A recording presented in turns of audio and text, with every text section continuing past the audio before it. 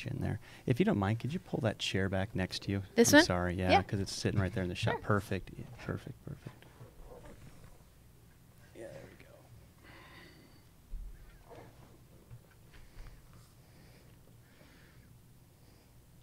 All right.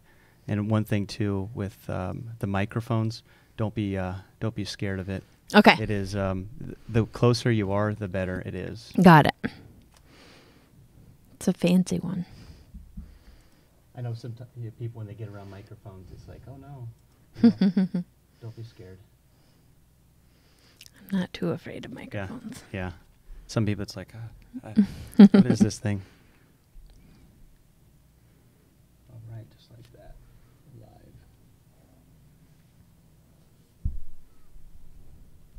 All right, is that a good spot for you? Yeah, I think it All works. right. Okay, so that green light means happiness, at least from an audio standpoint. And so, Joy, thank you so much. We're live here. We're recording. Everything looks good. Joy, thank you so much for joining us today on the Origins Life podcast, taking your time to, I know you're a busy lady, trying to do some great things, and I'm excited to hear about all those things you're doing. But it's really interesting hearing people's story in light of what they're doing currently. And a lot of times we try to just jump to the present and figure out, what people are up to.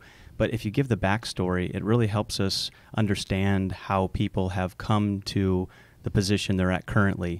And what you're doing. If I didn't have this format in my mind, I would just say, Joy, tell us about what you're doing, because I'm super excited about it. But keeping in line with the format of the show, I would like to hear your story.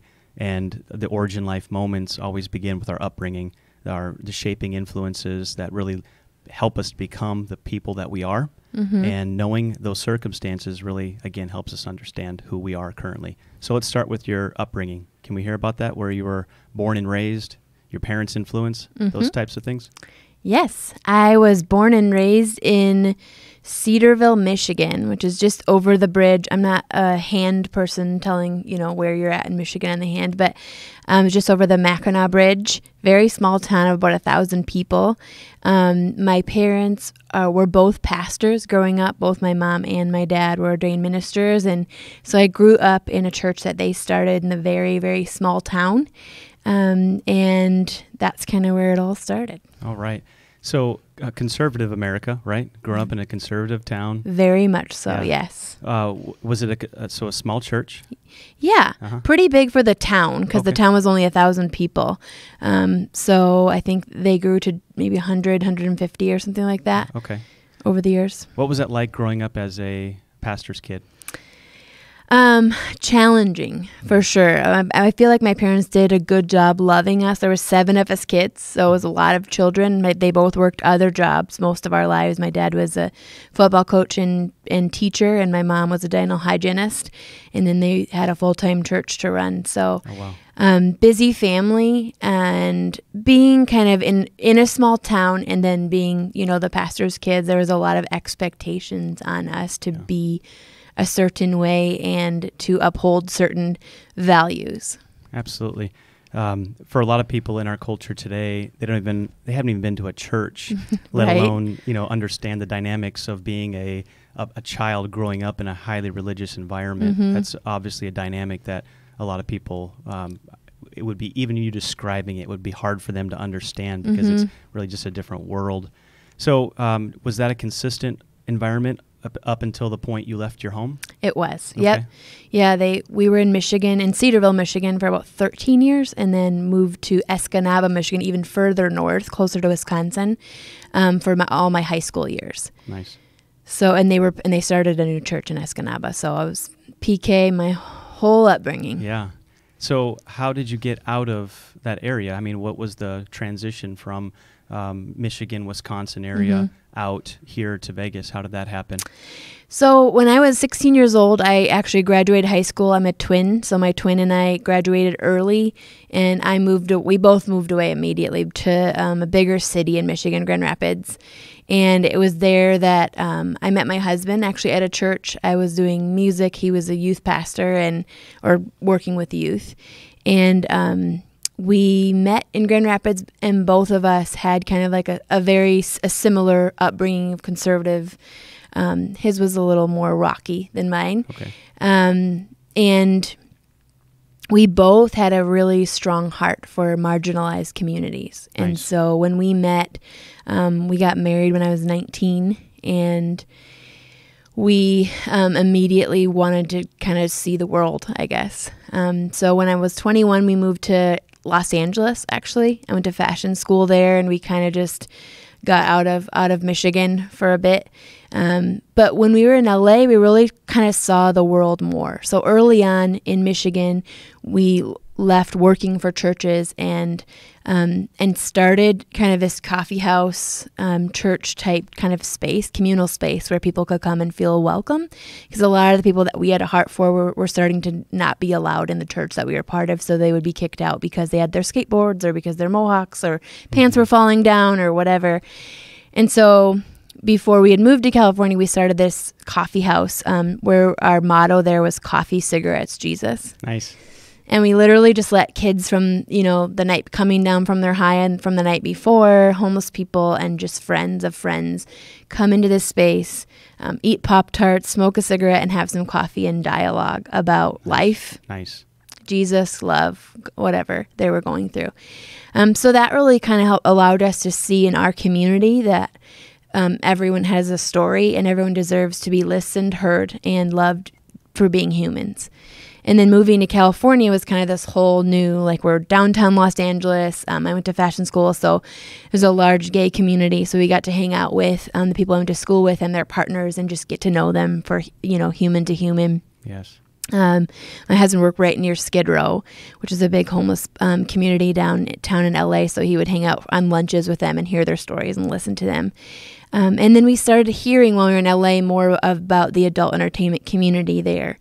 And just started kind of following some people that were working with adult entertainers and just understanding more about just the different marginalized communities in our world. Yes. That we didn't really know a lot about, being Right. from a conservative space.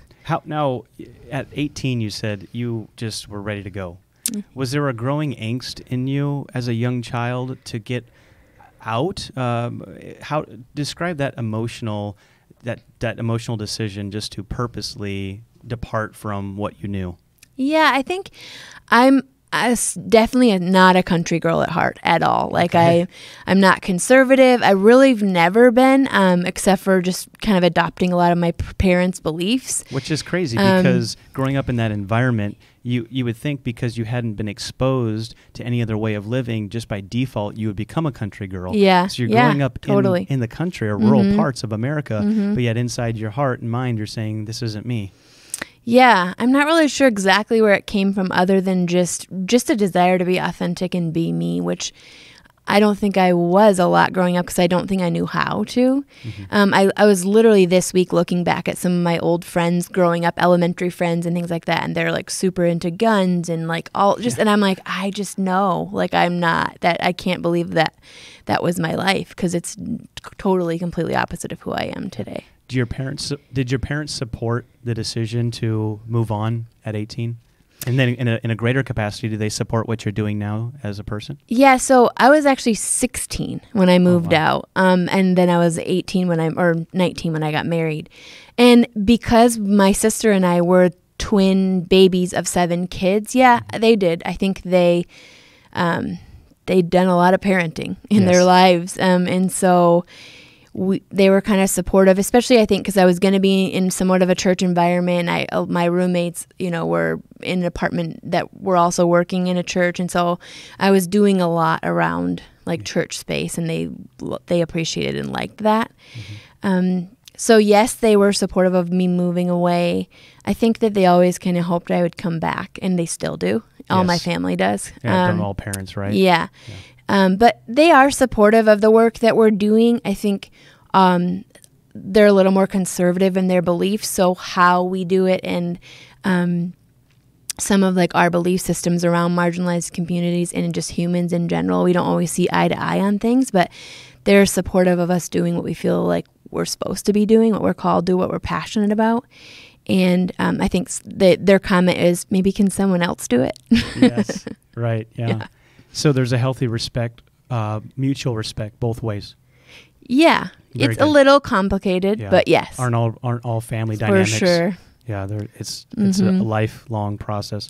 You know, sometimes the family that's closest to us is the family we choose, and I Yes. think largely in part is because we don't have to go back and deal with everything else. We're accepting them for who they are right in front of us at this very moment. It's almost like we bypass all that extra stuff and we're embracing who they are currently. Yeah. So it's interesting though those communities that we can form in those natural environments, how dynamic and how quickly they can form just based on the shared human desire to have community, and then coupled with the difficulty that we experience in finding it within our own family dynamics.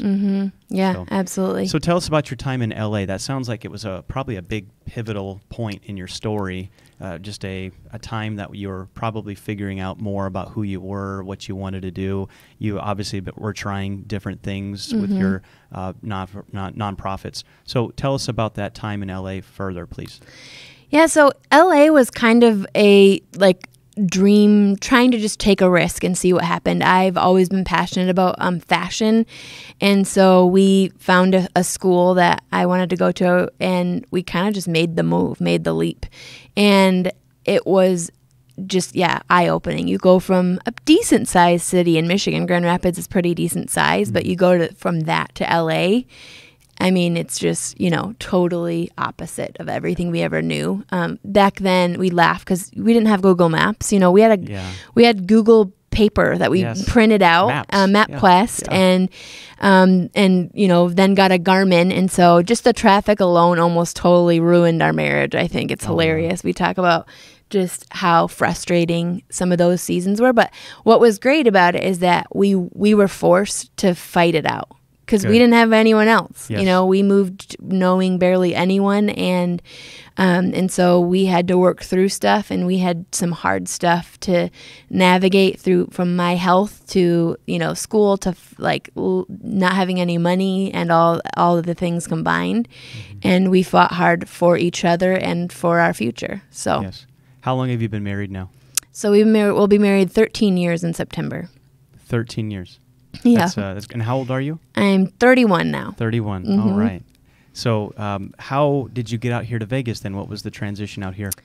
So we moved back to Michigan from California after just about a year. We had some family that were not well in Michigan, and things were just not working out how they thought they were, including my health.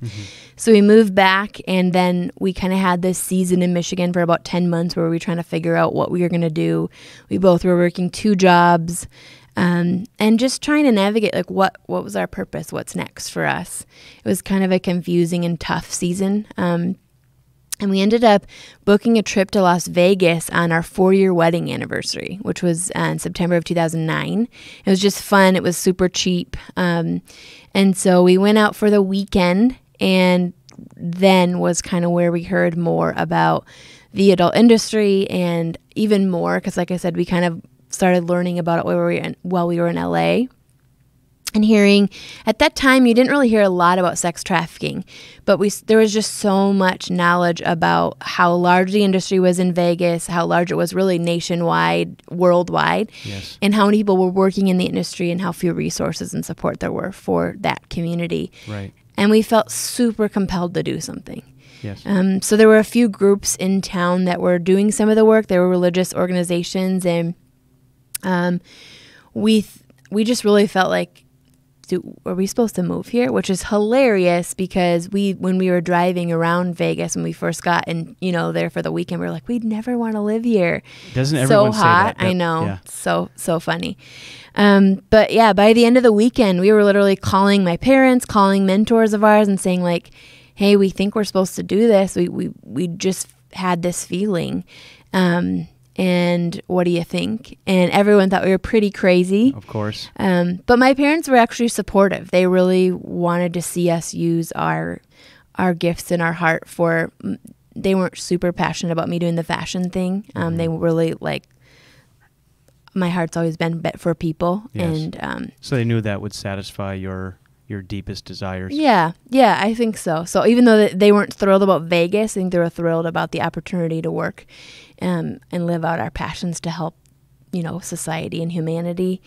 So we literally, after that experience, we just made a decision we were going to move. We sold everything we owned, all the stuff we'd just brought back from California, 10 months before that. Yeah. And packed our bags, and we drove into Las Vegas in January 2nd of 2010. 2010. So you've been here quite a few years now. Yep. In the average stay in Vegas before the housing crisis and whatnot, I don't know what it is now, but it was about 3 years. Mm-hmm. So I think there's like the running joke that once you've been here for like 5 or 6, you're considered a regular, if you would, a local. Yep. Yeah, you're a native at that point. Mm-hmm. So tell us about how you adjusted to the city, and then let's get into then what you're doing now. Obviously, you moved out here with a purpose. Mm-hmm. You didn't just move out here with this idea that, glitz and glamour. So tell us about that transition and how you began to develop your plan to help in this very needed area.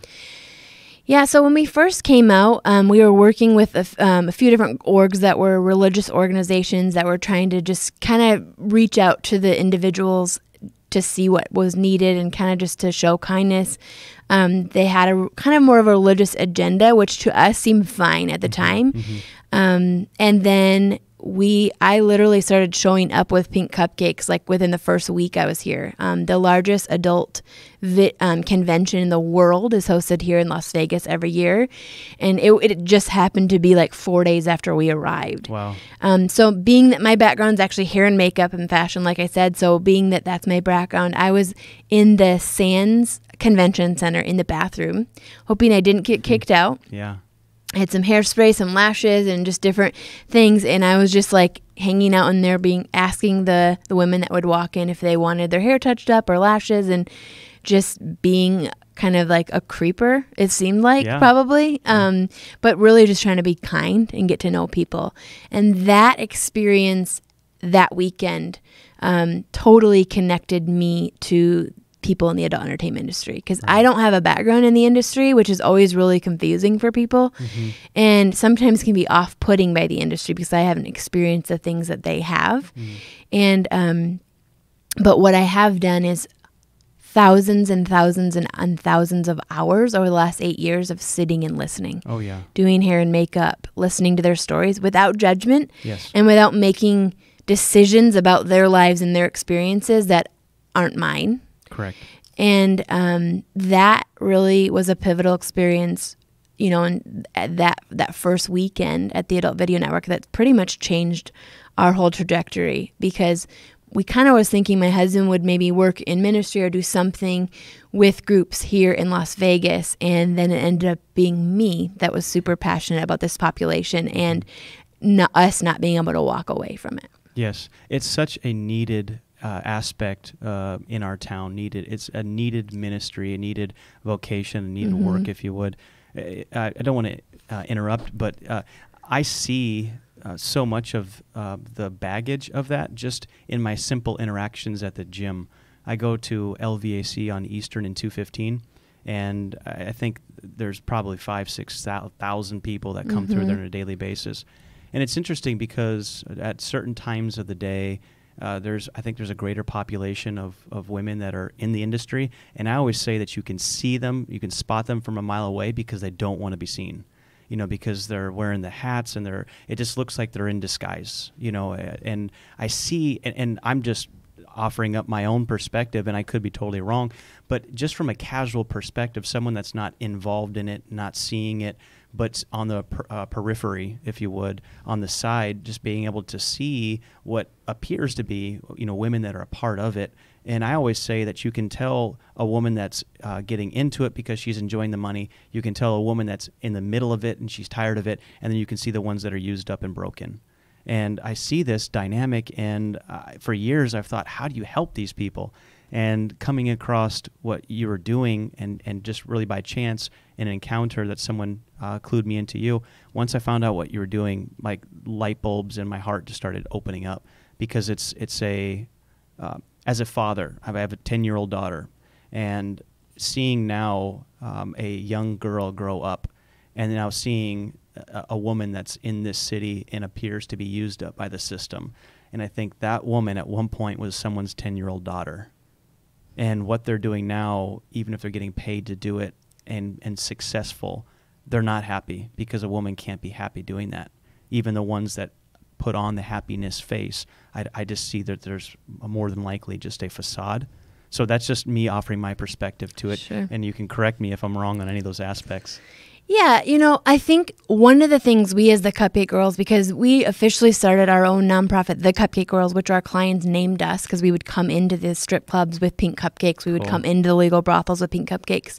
And we started as a totally non-religious, non-political organization, because our understanding of people in the adult industry became that there is a lot of misconceptions and a lot of judgments around the people that we're working with, and we didn't want to be another group that did that. Good.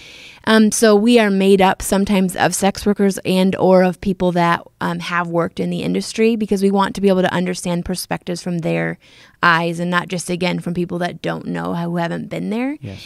And the other thing is we don't take one scenario and make it the same as everyone. So I wouldn't say that, in the beginning there's this bright-eyed, and in the middle they're sick of it, in the end they're used up, because I think it just depends on where they're at. We've seen clients come into, we do now at that same AVN event, we host a huge suite where we see over 400 entertainers that work the show. And they can come up to this respite, safe, inclusive space and get their hair and makeup done and get fed and hang out with our team and talk to a therapist if they're having a rough day or whatever's happening. Yes. Sometimes we meet brand new people there that are looking to get into the industry, and they're scared and they're not sure of what's going to happen. Maybe some excitement too, but it's just kind of this, there's a lot of scenarios for people in the industry. When we meet people from all over the world and all different backgrounds, I've met pastors' kids that had great upbringings, and I've met people that were, single mom and living in poverty and different things like that. So there's very much diversity, and we've seen it hurt our clients when we lump them in together, just like we don't want to be lumped in, right, into one thing. So that's one big thing. But yeah, our heart is really just to see them as human beings. So if we're seeing them, I think the reality is in Vegas, we are seeing individuals that are working in the sex industry at the gym, at the store, at our doctor's offices. And yeah, sometimes just like, they want to just be seen as human beings. They don't want to be seen as sex objects or as someone that, that you saw in a video the night before. Right. That is correct. Yeah. And also our goal is to see them too as people deserving of support and respect, regardless of the career that they choose. Yes. Because if we can say, oh, we love them unconditionally and they're broken, but it's okay. If we go that route, then we're lowering them below us. Good. So our route is, hey, you know what? We see you and we respect you as a human to human. If you ever need anything, we're here for you. Here's our card. Reach out and we'll provide confidential and safe support for you and your babies. Yes. And that's kind of the heart behind our work. That's great. Now, how do you manage to be in that environment with obviously a lot of negativity, a lot of, depression? Just you're in an environment that is very difficult, but how do you manage to stay upbeat and lively? How do you balance that? Yeah, so honestly, I think we're in a mental health crisis in our world today, right? Let's be honest. Yes. There's people struggling. I have many family members. I have many friends that are struggling with anxiety and depression. We have many clients that are experiencing the same. So I think our world is heavy. We live in a heavy world where people around us are hurting and where we're hurting, right? Yes. And so we're really, really passionate about self-care and what we call holistic balance. Mm-hmm. And what we do with that is we talk about mental, emotional, physical, spiritual, and social, and even relational balance. And so we're really passionate within our organization for our volunteers, for our team, for our clients, to make sure that we are we're filling ourselves back up. So we're taking a full day off. We're having date nights with our partners. We're, getting some sort of spiritual care, meditation, music that connects with us, and just doing things that we can disconnect and check ourselves and make sure, how are we doing? I see a therapist every other week. I always encourage my team to, and we're really passionate about letting others in to our deep, dark spaces to really be able to share and open up what are some things that we're experiencing, because sometimes we don't even know we're experiencing things, right? And then we kind of close it off or forget about it. Yeah. And so my real passion is, let's open those things up. Let's talk about the things that are hurt, and let's make sure that our hearts are being healed and not being hardened in this broken and painful world that we live in. Was that part of the original plan, or did those layers of protection and nourishment come as a result of your exposure? Definitely came as a result. Yeah. I mean, I think I've always, honestly, when we came to Vegas and we had this idea of we're going to come out and help people and we're going to connect with these people, right? We had no idea, literally absolutely no idea what we were doing, what we were experiencing. We use the phrase a lot that we kind of came out to help other people and to like rescue and support people. And our clients ended up being the people that healed and encouraged and supported us through a lot of the beginning years when we had tough experiences with some of the partnerships we had in churches and organizations. When those fell through, the steadfast thing was our connection and relationships with people in the adult industry. Yeah. They were the most consistent part of this process. They were, absolutely. Yeah. Isn't that amazing? Yeah, it's incredible. And so we're kind of lifers in this, because it's been our it's not just a job to us. It's a passion. It's our heart and soul. I mean, when my first daughter was born, our clients got her gifts, and like the women in the brothels were rubbing the belly and talking to her throughout the whole pregnancy. And like, we genuinely care and love these individuals as our own family. And we want to see them be everything that they want to be. And we want them to be seen and known for who they are, not what they do. And we want to see society respect and love them much better than is happening right now. Absolutely. We're not okay with the violence that's happening against people that work in the sex industry just because they work in the sex industry. Right. And some of that comes from our stigmatization of saying like, well, who cares about them? They're strippers anyways. Yes.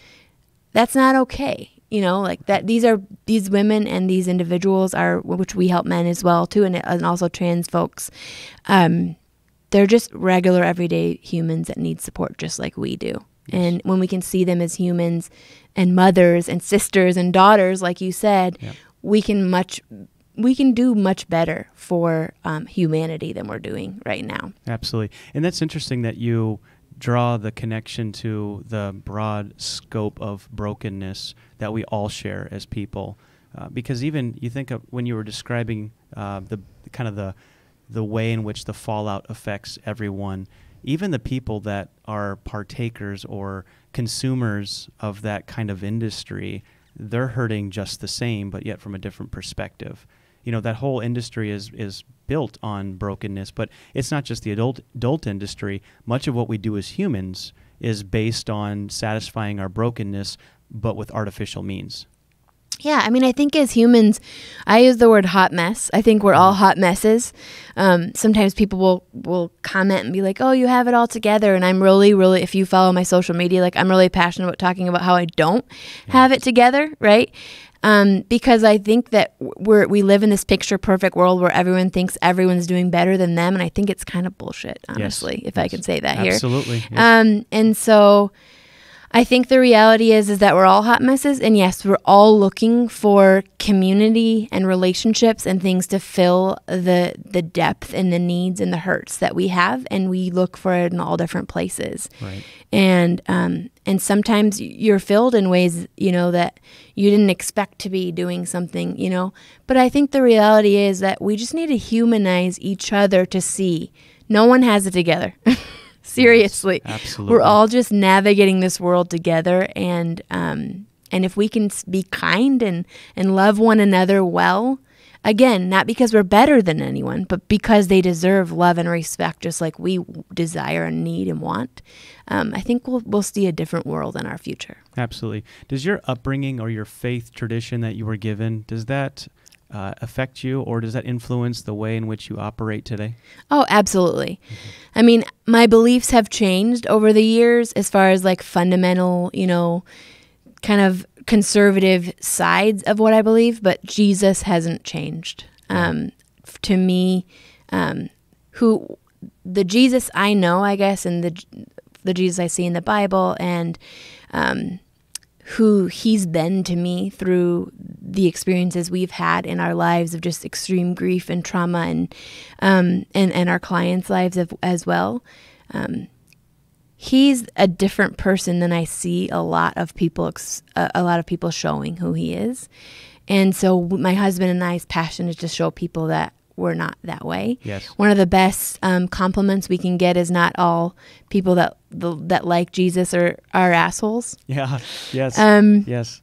Now, tell us the difference between the perception that people often get of Jesus and the Jesus you know. How are they different? Well, it's really, really heart-wrenching for me we actually just a couple weeks ago, our team was in the brothels, and this group of women that were working there called one of our team members over and asked her, hey, we have a really serious question for you. She said, sure, what is that? And she said, do you think we're going to hell?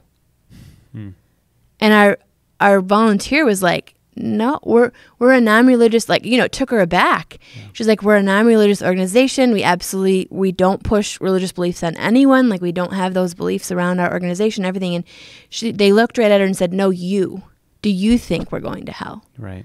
And she, who actually does have a relationship with Jesus, but in a very different way, said, do I think my dentist is going to hell? Right. No. So I don't think you are. And I love that response because it's genuinely how I feel. I cannot fathom anyone telling our clients that they're going to hell because of the work they're doing. I think it is horrifying and breaks every, piece of me down. I don't see any place in the Bible that allows us the opportunity to tell someone where they're going for eternity. Very good. And so the Jesus I know loves everyone. Yes. Not just loves them, but accepts them and desires relationship with them and sees them for who they are and doesn't want to send them to hell or even I don't want to get into the hell topic, but yes, absolutely. I agree. I can't imagine. And that's, I think, one of the things that hurts me the most is that so many of our clients, their joke on a consistent level is, well, we know we're going to hell. We've just accepted it as like a joke. And I'm like, no, you're not. Like, right.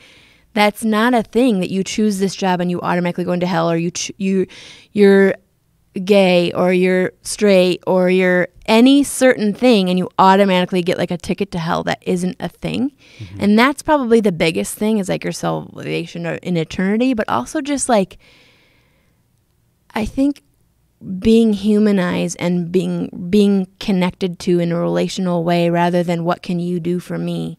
This like faith movement, if you do enough stuff, you're going to be this and all that. There's just or believe all the right things. Yeah, there's just so many weird things out there that isn't what we see in the Bible. And we see community and we see connection and we see living life together and we see having hard conversations, and we don't see, if you don't do this, you're going to hell. Like, I don't get it. Yeah. So much of our perspective is really just based on the framework in which we're trying to fit information into. It's like square peg, round hole, trying to force those narratives. So I want to hear about the structure of your organization a little bit more. I know you've kind of briefly touched on how it functions as an organization, but can you kind of give us maybe the more detailed explanation as to the elements of the Cupcake Girls? Yeah, so we're a pretty diverse organization. You know, we started as just a 501c3, like I said, non-religious, non-political, nonprofit.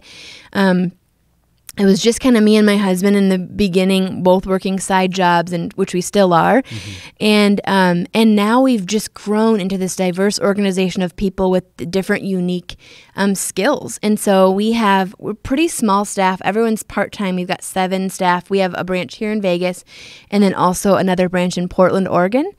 And we kind of are structured as a real business. Like we're set up to connect with the community on different levels. We actually have 17 teams that people can volunteer with, and we've got just over 110 volunteers, I think, between both cities in Vegas and Portland. You'll have one more after this. Yay! At least one. Yeah. And my family and several others. Yeah, we sounds are gonna be awesome. involved in this. I'm not going to sit back any longer and say, what can I do? I met you so I could find a way to help. Yeah, thank you so much. Yeah.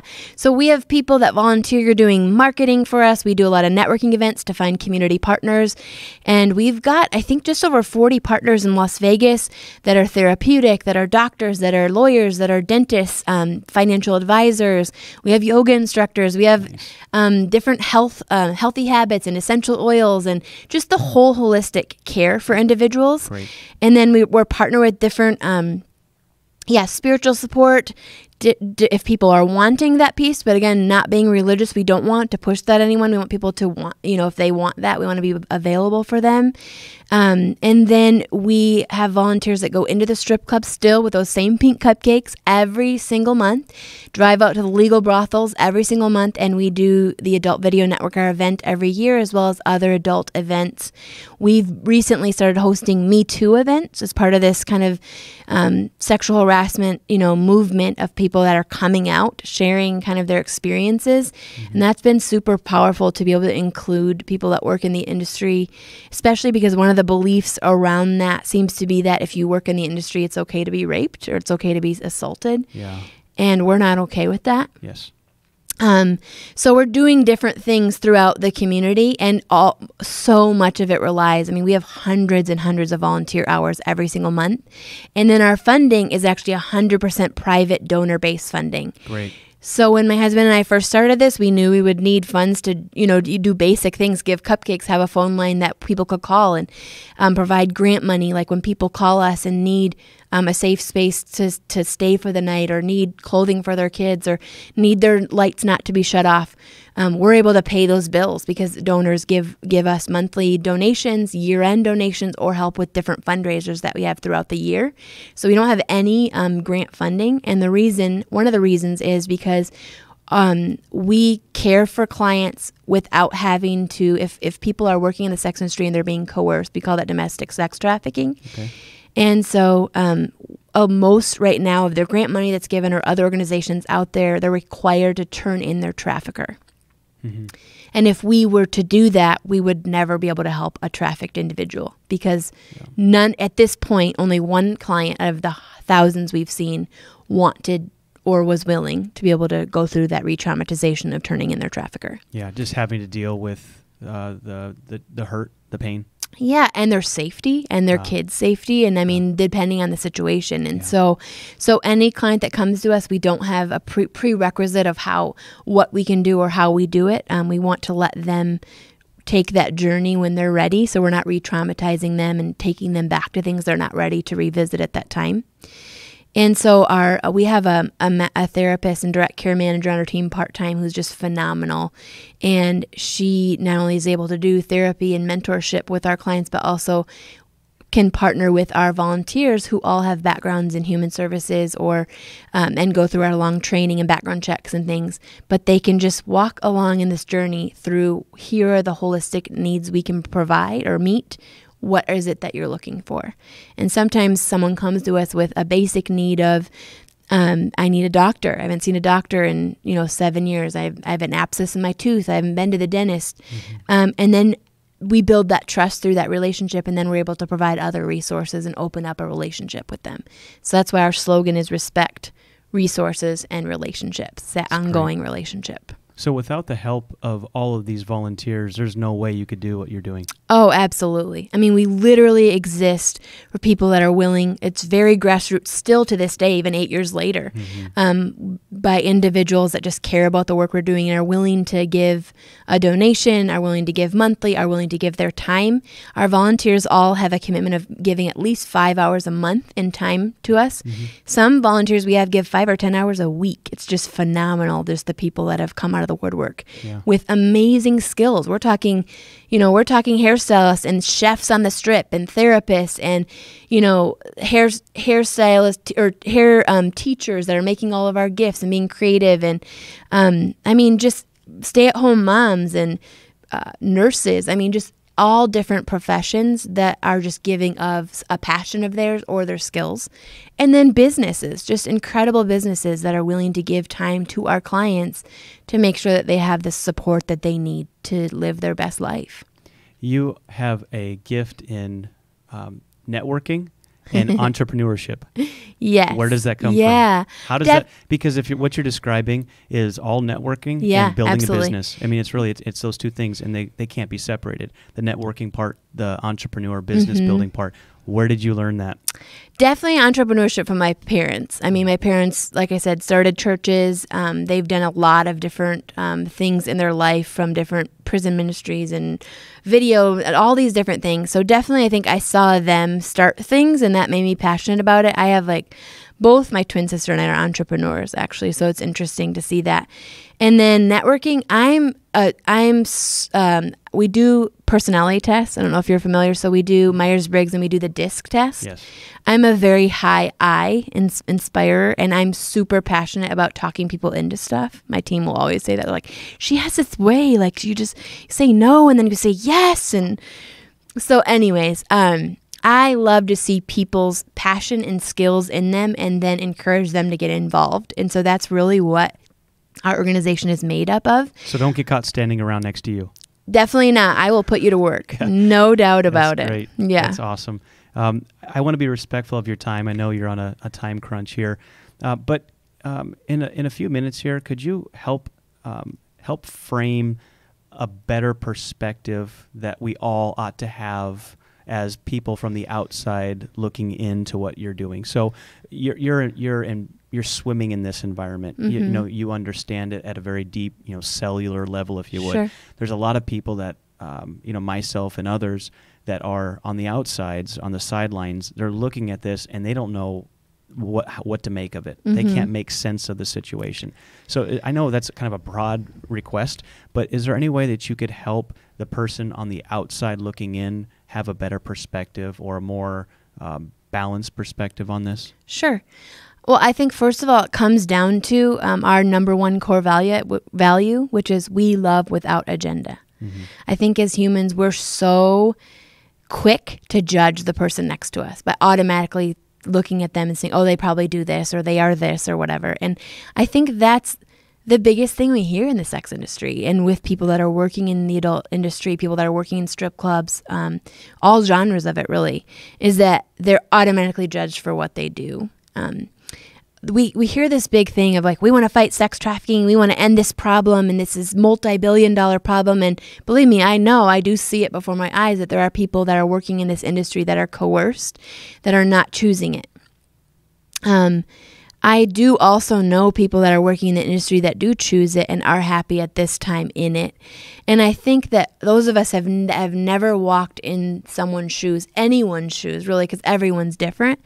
I think, to me, if we're going to connect with people that are different than us, we need to stop judging and start listening. Yes. We need to open up our homes and our hearts. We need to smile at someone in the grocery store.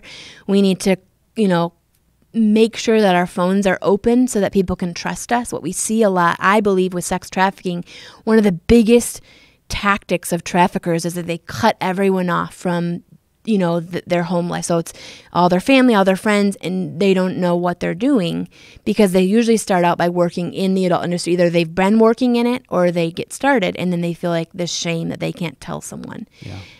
If we want to fight sex trafficking, if we want to be able to provide resources for individuals with issues that we're seeing, like homelessness and domestic violence. We're seeing systemic poverty. We're seeing, single mothers. We're seeing a lot of really important issues. And for some reason, it's easy for us. I can say this about myself, me as a white, kind of privileged woman, right, with a good upbringing, to look at someone else and be like, oh, I can help them. Yes. As a help case. I can rescue them. Yeah. And I think we need to just stop doing that, we need to, first of all, look at ourselves and figure out how we can examine our own hearts. And we need to look at others with unconditional love and respect to just humanize them and provide resource and kindness when we see them. Because I can guarantee you that if an adult entertainer, someone working in a strip club or a brothel or doing porn or whatever, can't tell us that they're doing that work because we're going to judge them, they're surely not going to tell us that they have a trafficker behind them. Yeah. Because they feel so much shame and so much complications behind all of that. And so my hope and my desire would be to share with people, trying to share with people about bridging the gap with marginalized populations and to be able to see them for who they are, and to not place ourselves above. And anytime we're seeing someone else different than us and automatically saying, oh, that person's probably this, or they're probably broken, or look at how they're mothering, or look at how that, we're automatically doing it. Yes. And it's so ingrained in who we are. We don't even recognize us doing it. I mean, I even did it to start, and I could tell you were, as I was describing my perception of the industry from the outsider, Sure. I could sense that I was probably falling into the trap that most do. And I'll be honest with you, this whole subject and this whole conversation is something that we often don't have between people who are, immersed in it and people who are on the outside of it. I could learn so much from you, Joy. I've already learned a lot. Thank you. In 45 minutes, and I wish we had more time, but I do again want to be respectful of your time schedules. Last year, as we wrap this thing up, what is the best way people can connect with you? And if someone wants to volunteer, how would they go about doing that? Yeah, so we would love to have people get involved with what we're doing. We've got a website, which is thecupcakegirls.org. We can probably throw that on this link here. We've got Facebook and Twitter and Instagram, all cupcakegirls.org. So we post things constantly, both in Las Vegas and Portland, about the different events we have going. And always are looking for new volunteers for individuals that like to consider becoming monthly or year-end or do a fundraiser for us, donations. And then partners. If you're listening and you have a skill set, if you're a doctor, if you're a financial advisor, if you're really any type of professional out there that's looking to give back, we've got partners in so many different careers that could really support our clients and their children and help better their lives. And so we'd love to speak with you more. So the cupcakegirls.org would probably be the best place to start the process. Yeah, absolutely. Absolutely. And you won't say it, but I will. Give this woman money. Okay? Okay, do that. I'll say it. All right. And we're trying to start a non-for-profit as well. And if I could just get on a little soapbox for 10 seconds, non-for-profits need money. Yeah. They're helping people that aren't paying. This is not a profit business. You work a part-time job because you want to free up resources to help people. I mean, I could imagine that tomorrow you could say, there's enough money coming in, I could live off of it. But by doing that, you're cutting the resources to the people you're trying to love and serve. Oh, absolutely. And yeah. If you could hear that, people, and understand that there's people out there that don't look at life as a opportunity to gain a bunch of stuff and then die with toys. There's people in this world like yourself that are looking at the world as it is, and you're saying, I have a short amount of time here on this earth. What can I do to make a difference? Yeah, I mean, I just don't think that we were brought on this earth to live our lives for ourselves. Yes. We use a quote, your life is not your own. Mm-hmm. And the other one is, courage isn't the absence of fear, it's the absence of self. And I think that we need to be courageous enough to see our brother next to us who doesn't have the privileges we've had, and lift out a hand and go arm in arm to help them better their lives. And we, in turn, will be better for it, just like we've been completely impacted by the clients, the incredibly courageous stories we continue to hear every day. Joy, you are an amazing human being. Thank you. And there is no accident that we cross paths. I'm really looking forward to building some more connections with you and getting involved personally from our own family and our own efforts here at the Origins Life. So thank you so much for taking your time today. And this is, I believe, just the beginning of a longer relationship. Thank you so much for having me. Thank you.